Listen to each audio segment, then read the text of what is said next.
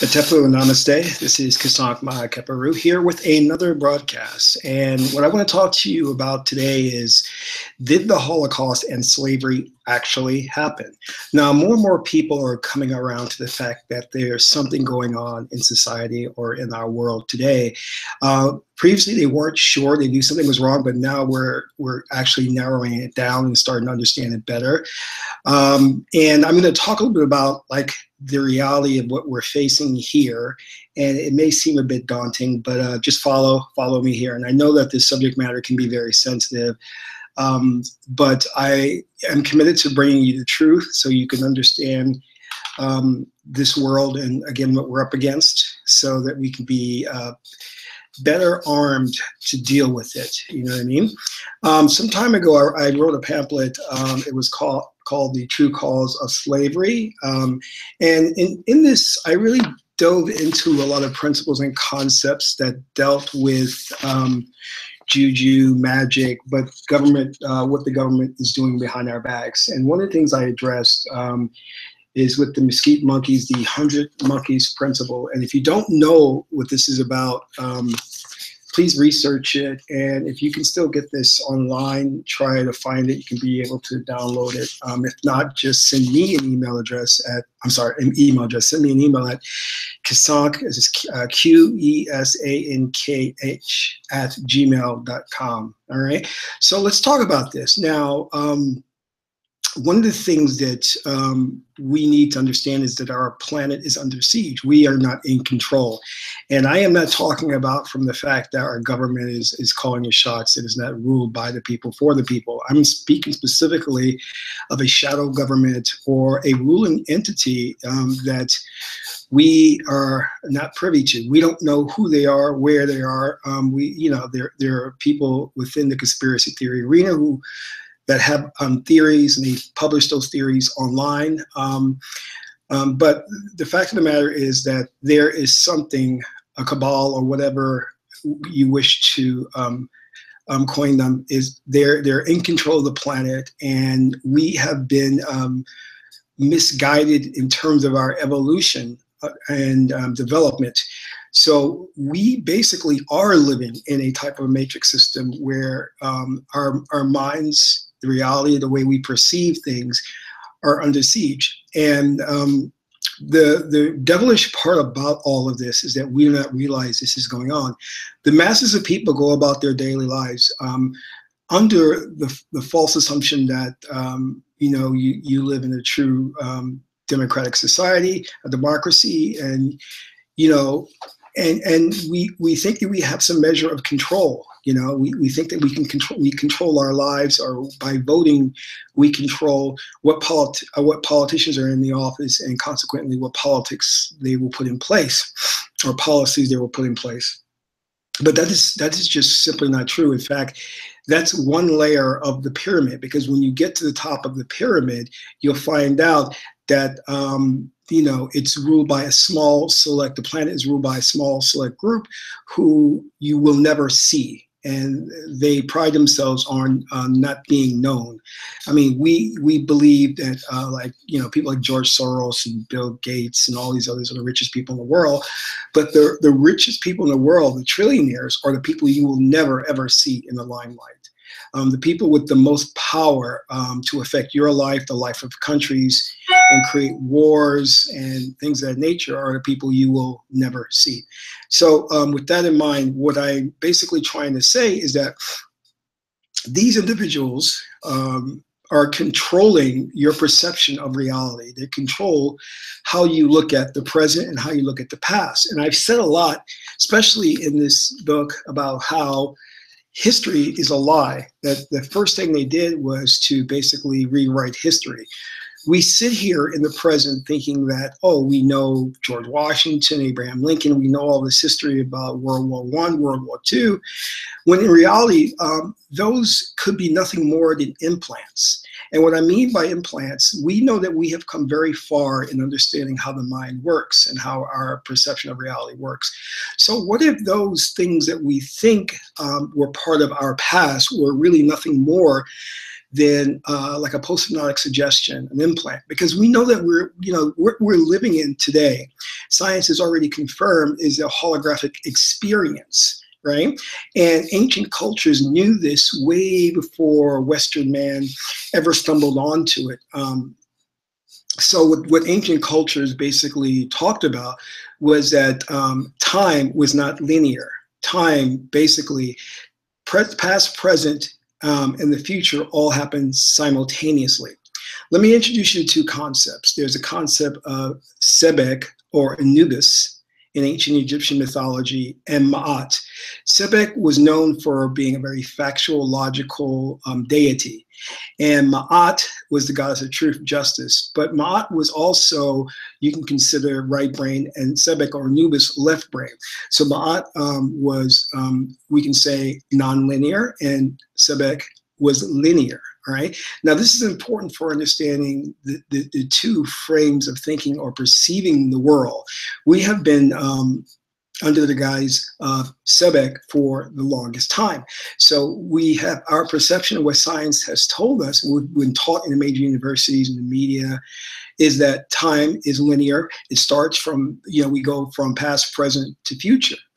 But Ma'at tells us, and she derives from the ancient teachings, that everything, there was no separation between the past, present, and future. That was all simultaneously. It all took up the same space-time. So, when we talk about reincarnation from a Western perspective, you had a past life, you're reincarnated, and then you're living in this present life because your soul is eternal, okay? But if you look at it from a Ma'at perspective, you are, if you are recalling a past life, that past life that you're recalling is happening simultaneously right now in the same space and time. It's not happening in a distant past. There's no point in the past for it to happen too. So it's all taking up the same space-time. Now, I've also talked about how we all do not live in the same space-time continuum, meaning that you may have a friend, and when you're not in contact with that friend, he may be actually living in the past where you may be living in the future. And that only when you come into contact with each other do you bridge that space-time gap, and that you align, and then you both are in the present moment. And we should also note that Ma tells us that the only thing that exists is the present moment, that there's no such thing as the past or the future, but all things are one in the present moment. And even, quantum mechanics tells us this, that the only thing that there is just this moment. And that if we use the analogy of the film strip, we see each frame, but each frame represents a moment. And there's no point where you can say a reference to say this is the past or this is the future. But a Western mind, Sebek, tells us that there is a past, there is a future, but that is erroneous and that is simply not true. And we also have to understand that time is subject to individualization because it has to have, you have to have a relationship between things in order for you to understand time passes. It's contextual in that sense. So let's think about this. Let's postulate this, for example. If we understand that time is subject, time is contextual, and there must be something else to measure time. So we know that the let's say source of God, in the beginning there was only consciousness or God or netter.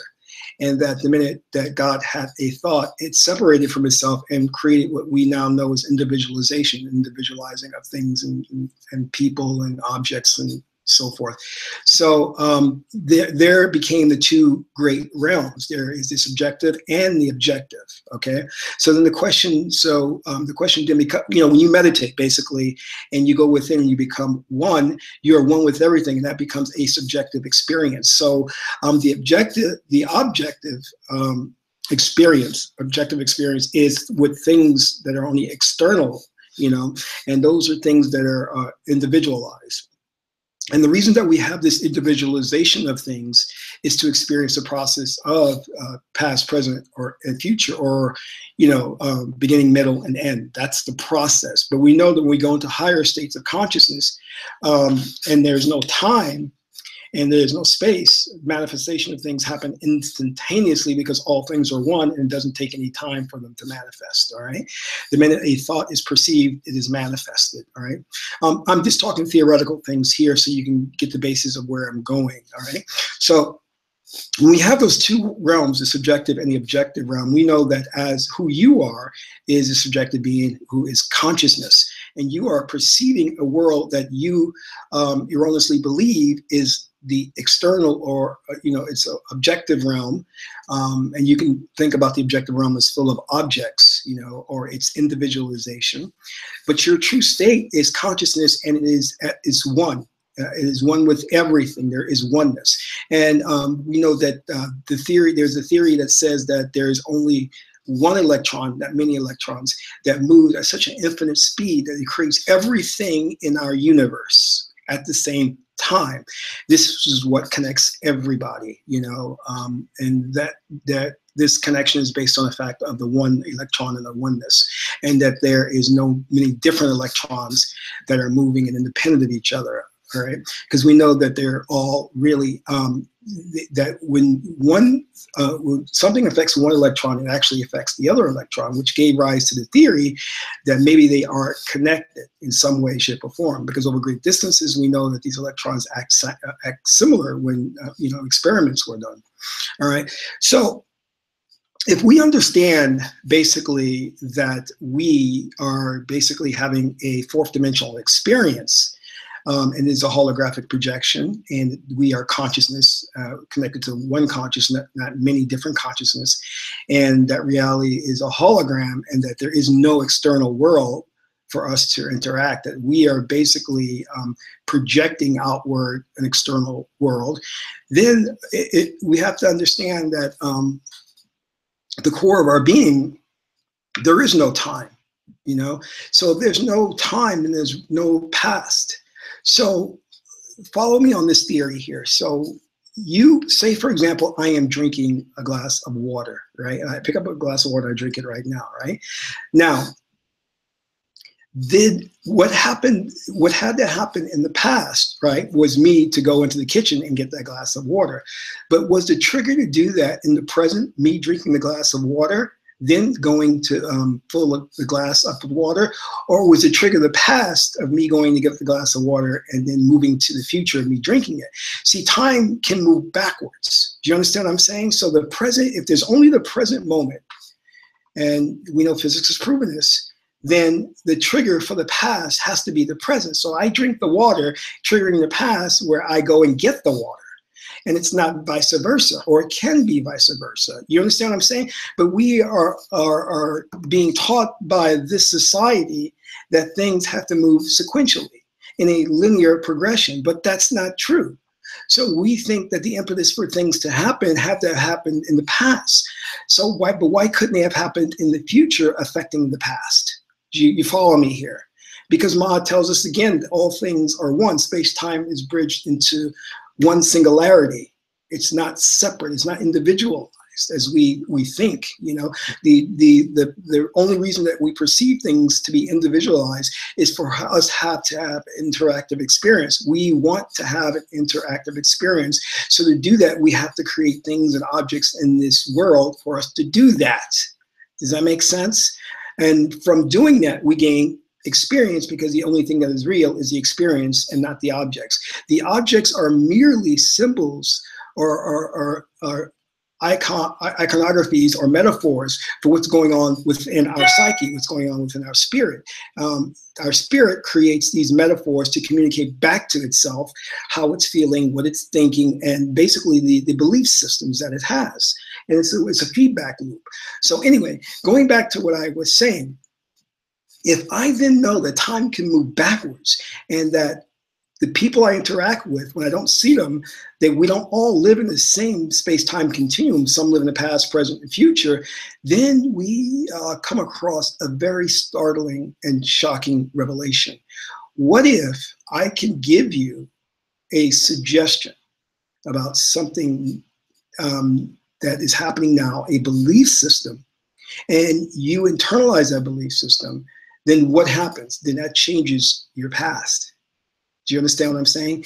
And this is what I call is the implant. And we know that our government has already done experiments with the CIA on mind control, you know, Project Bluebird, you can look that up, in which they tried to create false memories or extract memories from CIA agents doing missions, right? So what I'm telling you is that we are walking around in a hypnotic state, a hypnotic tunnel, where we are perceiving a reality that has been fed to us.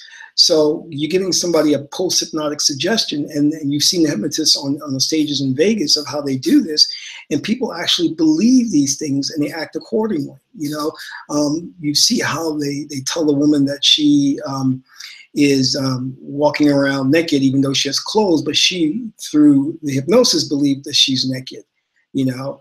So these things are happening in the mind because the mind determines the reality that you experience, right?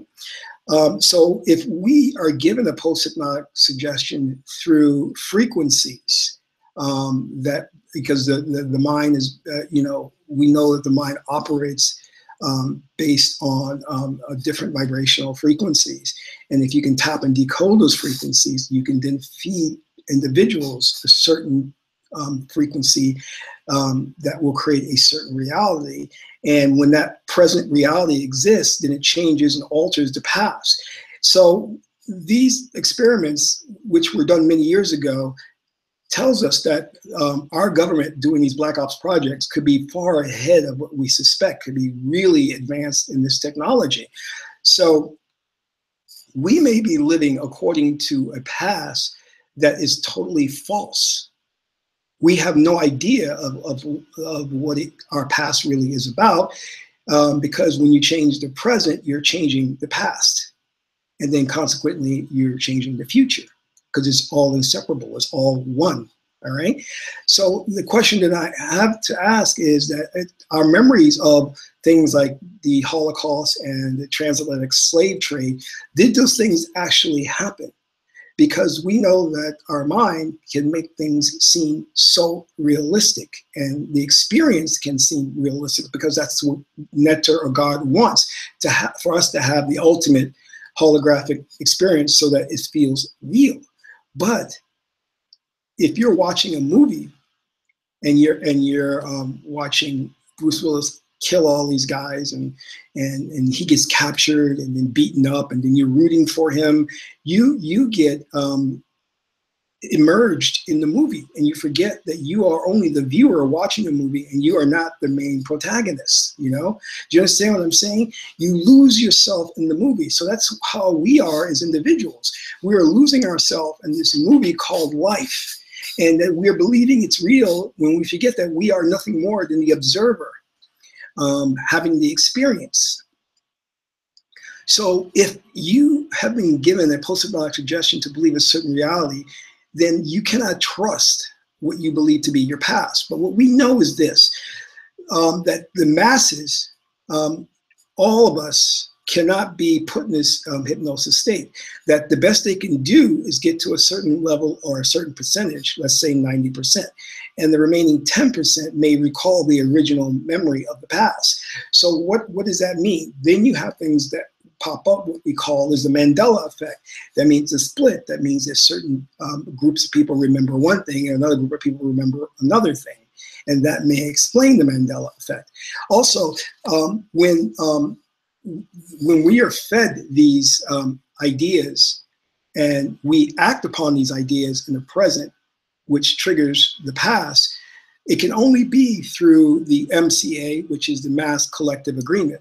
Based, again, going back to what I was saying with the 100 monkeys principle and escape monkeys, whereas if you get a certain number or group of people to act in a certain way, that behavior will spread like a virus to other individuals, no matter how far away they are.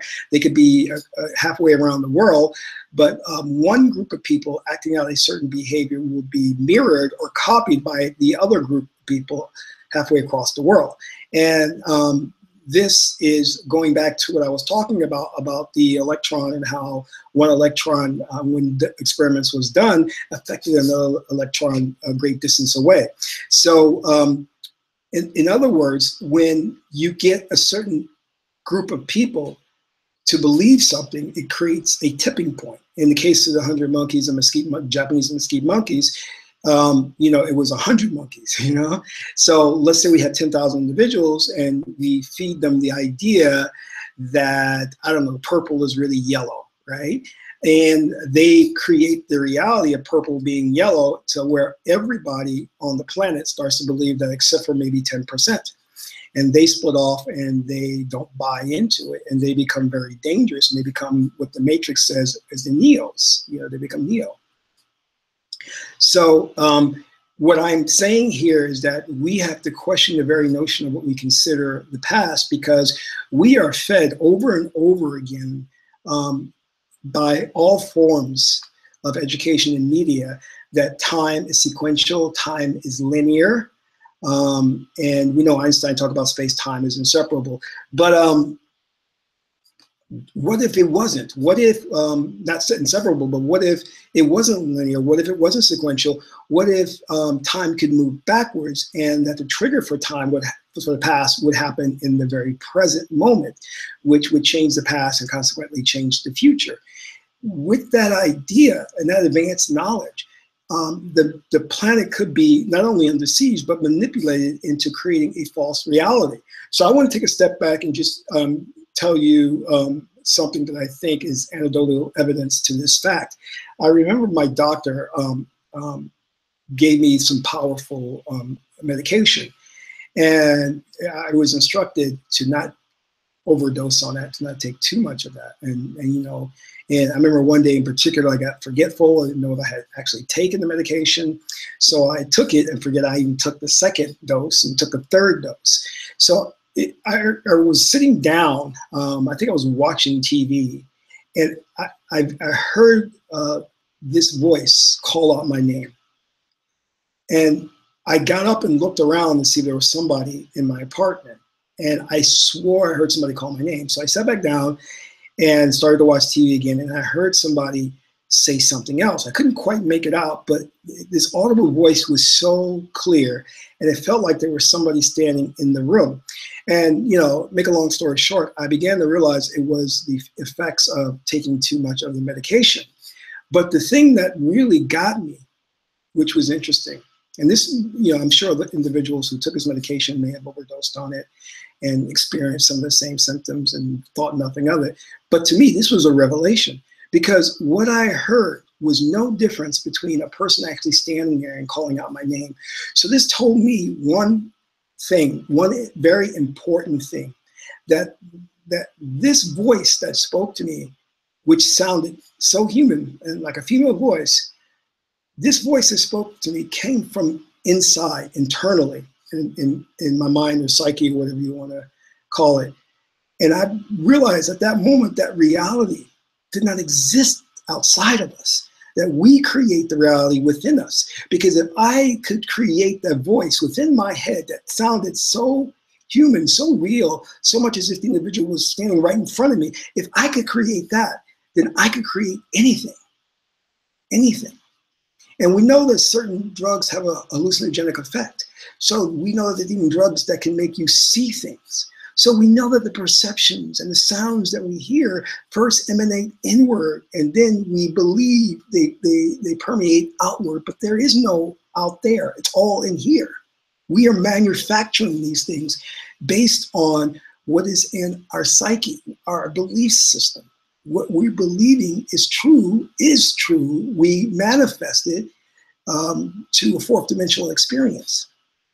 And this is the truth of life that we are missing. And that when you understand this, it gives you a lot of power to control your life and those around you. And if we have this shadow government of these elites who have high technology and that are manipulating the planet to have a false experience, and that experience equates to a false past history, then we have to question everything. And the Holocaust and slavery may just be an implant. Why is that implant there, and how does it serve us, and what is it doing? I don't know at this point. But what I'm saying to you is that the reality of what is reality may be the oneness of consciousness, may just be that we are all one. And from that oneness, like a painter's canvas, we can create anything. And unfortunately, because we don't realize that we have that power to create anything, those who are in control are using us to create a very sick, demented, warped world that services them. But if we can flip the script and change things and start to manufacture and create the world that we want as opposed to what they want, then it's a game changer. Everything changes, but it first starts with realizing our power. But I'll tell you even more. You know, when you start questioning the world around you, when you start bringing these things up, and you have a right to question and bring things up and theorize about things, that's your God-given right. And to be honest with you, our government has not warranted us trusting it. You should not believe that your government is acting in your best interest or that it has altruistic motives. It doesn't. And history has bared that out. So when someone calls you a conspiracy theorist, you say, why? Because I demand proof and evidence of things. You know, when police come and there's a shooting or there's a murder, what's the first thing they do? They investigate. They clear the area so it won't be contaminated. So you have a right to say, I want an independent investigation. You know, I want to know that's what happened, and I wanted somebody to investigate this from an objective perspective, who doesn't have a vested interest in seeing this outcome go either way, you know. But they don't want you to question these things because they want to quickly label you, you know, as a nutball or nut job or conspiracy theorist or whatever, you know, name they can come up with, you know. But you have to be a truth seeker. And in order for this world to get better, you have to question everything, you know.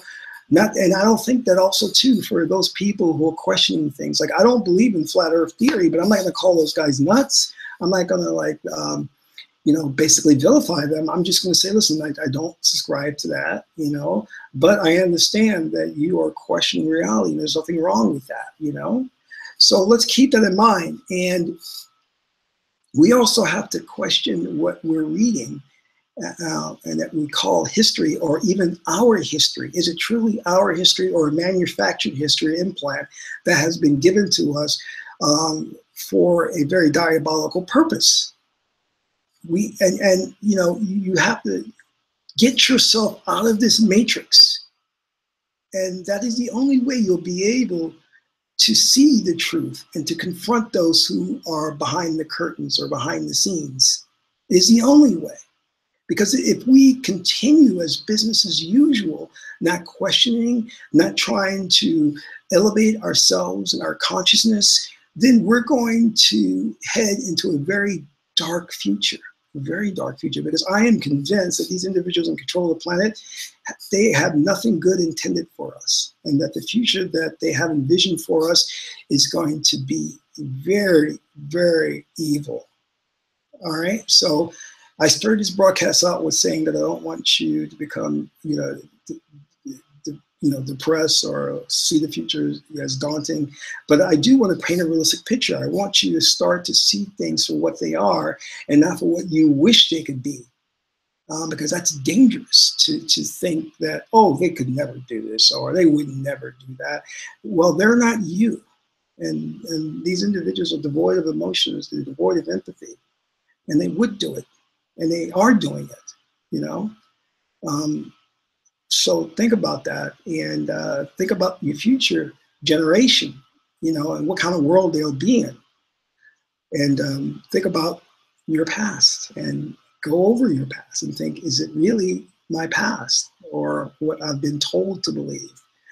So anyway, if you have liked this broadcast, subscribe to my YouTube channel and hit the like button. And until my next broadcast, this is Kesak Ma Keparu, peace and blessings, and Amen Ra.